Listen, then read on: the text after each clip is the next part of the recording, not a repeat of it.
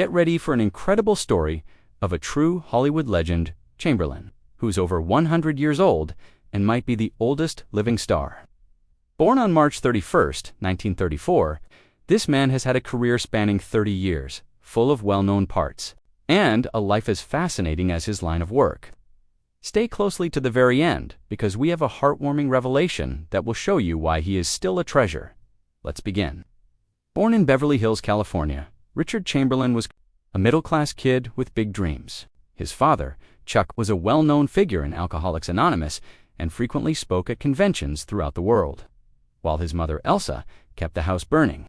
As a child, Richard was timid, even scared, and he liked to escape.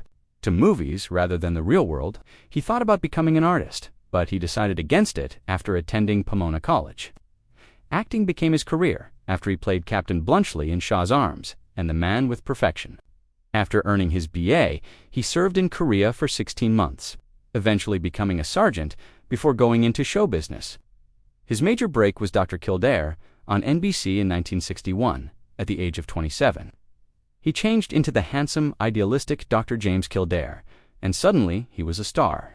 More letters than Clark Gable had ever received were coming in 12,000 a week.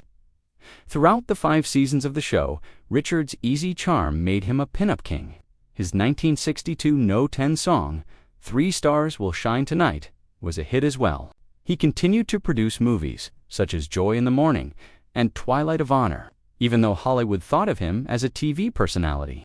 Determined to prove himself, he gave up the glitz for the stage and made a big splash in the theatrical industry.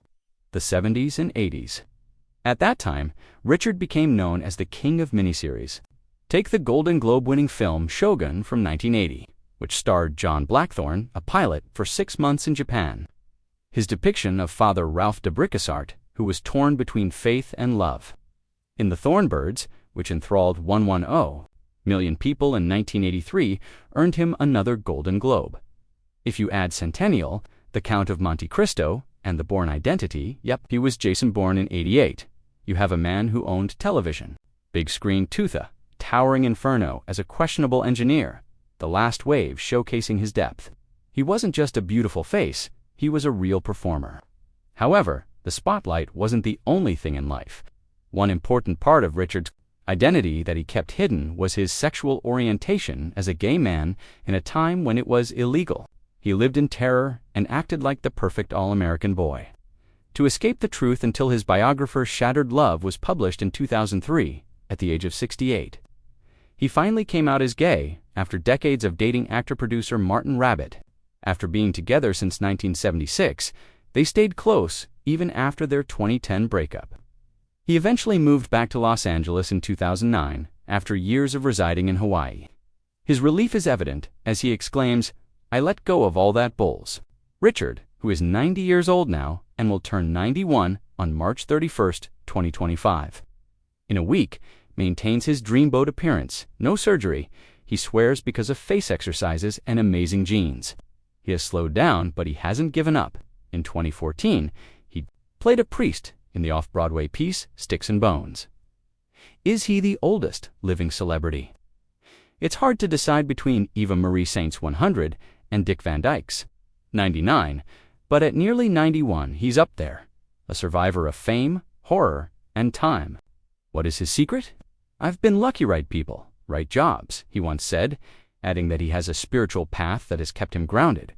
The irony is that in spite of all the glitz, Richard's greatest accomplishment isn't on TV, but rather being himself. "I love my life just the way it is." From Dr. Kildare frenzy to tranquil Hawaii days, he has experienced a dozen lives in one. Did you like this look into a legend?